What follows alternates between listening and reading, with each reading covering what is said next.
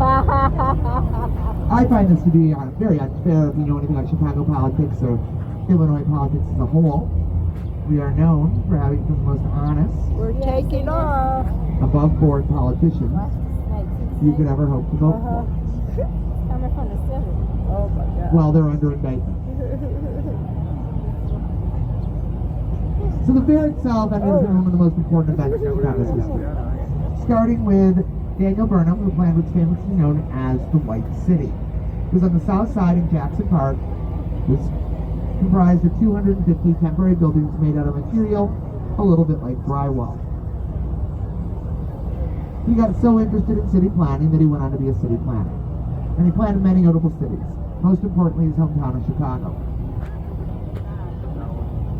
And we are considered to be one of the best planned cities in the world.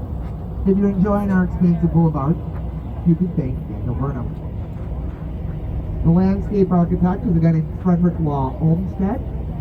He's a bit of a rock star in architect circles.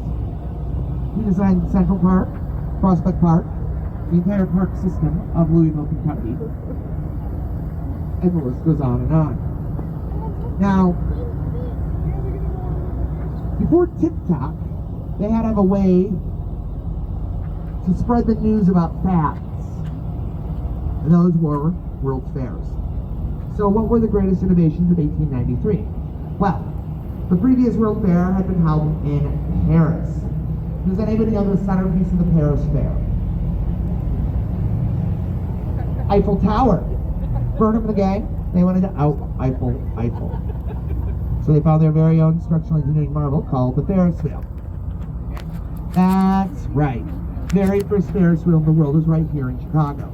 It was over 200 feet tall, made partially out of wood. It had 60 gondolas that held 81 people each. One of those people was always a bartender. And it took 40 minutes to get around. Other innovations include juicy fruit gum, Cracker Jack, the zipper, a little thing called electricity. That is a wine. Oh. I think that stayed current. And Pabst Blue Ribbon beer. Initially just called Pabst beer. And to give contests at the fair, Oh, wow. and Parking day. received the That's a ribbon. parking day. So they would I name didn't know themselves, that. so we would I all thought know it they was were a an parking. award-winning. Look at them all. If you've ever Oh my had God. PBR, you That's might a be parking. wondering There's two how of them. bad was all the other beer Love that out of apartment. if this is Oh. the beer that won. Oh, It was a participation review. All of the beers got a ribbon. So, that's the third star, was the first World Fair. Now, it was wildly successful when you look at the metrics.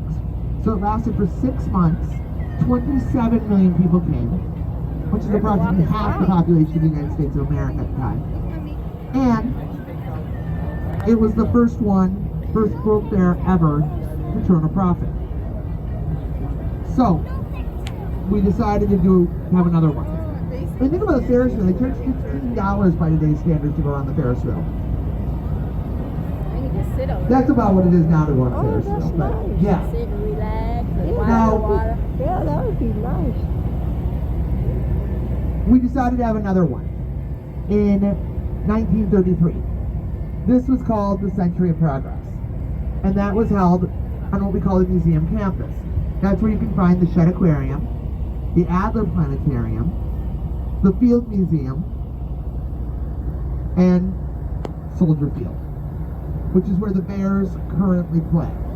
Now I say currently, because starting at the end of 2021, the Bears announced that they were thinking about buying a racetrack in the suburb of Arlington Heights. And everybody acted kind of shocked about this. The very next day, the Sun-Times reran an article written in 1975 by Mike Royko about the possibility of the Bears moving to the suburb of Arlington Heights. At which point in time, then Mayor Daley said they could no longer call themselves the Chicago Bears. Leading Mike Royko to wonder if Mayor Daley had copywritten the word Chicago. And he did so. I like to think he did it in the middle of the night while the entire city was asleep. Now, we all kind kind of figured the Bears were moving to Arlington Heights. They did money things, I didn't pay much attention, figured it was going to happen, waking me up when I have to take the train to a Bears game. And then, a little over a week ago, they announced it was not a done deal in Arlington Heights. And they are talking to the mayor of the suburb of Naperville, which is very far away from Chicago. Then, Chicago, or they're going to go to Arlington Heights. You're Packer fans? Are you from the Pack? Are you from Wisconsin? Where? Oh, you're up by Green Bay. I only ask because I sometimes ask if there are locals on my tours.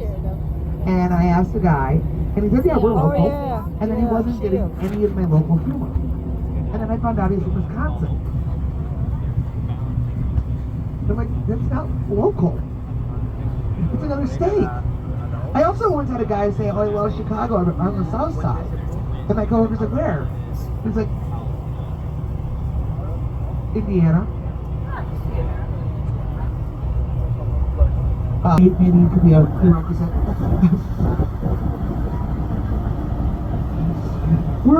The lock had just was loading lakeside, so we're gonna float around in the river a little bit until the lock is ready. So I don't know much about the other World Fair. Everything I do know about it is so political. Okay, good. You learned something. I wasn't here. But I just listened to a podcast called from WBEZ's Curious City entitled Why the Great Chicago Flood is the Most Chicago Story Ever. And to start the story out, you've got to go back to the early 1900s when the phone company that traffic in Chicago was horrible. And we would benefit from a trolley service that would deliver to the sub-basements of various Chicago businesses. So while they were putting the cable in the ground, and so they're now putting these very heavy-looking piling things, it's putting pressure, and if anybody's an engineer can explain to me proper word first, but they're putting pressure on the top of the tunnel. And it starts to buckle, and they're down there filming something, and they film the so they're going to get cheaper bids. And the cheaper bids are coming in on April 14th, 1992. At 3 o'clock in the morning, April 13th, 1992, what was a leak became a big, gaping flood. Now, I listened to an interview